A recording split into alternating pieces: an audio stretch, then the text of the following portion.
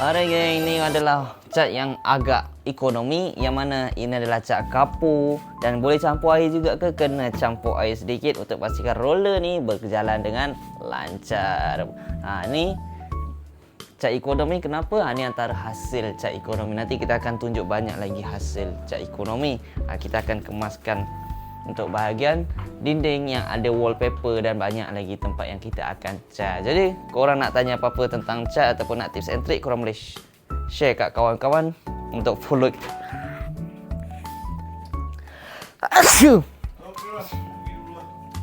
Untuk follow kita. Dan kalau korang tengok, inilah antara hasilnya. Belum siap lagi, nanti kita akan tunjuk dan siap buat video untuk lebih detail lagi. Cantik kan? Ni semua ada wallpaper dulu, sekarang dah tak ada. Jadi sekarang kita ada dekat Meru Klang. Mungkin akan ada kat rumah korang kalau korang panggil kita. Jadi nak cat rumah, Nak cat rumah, cat rumah.my. Follow.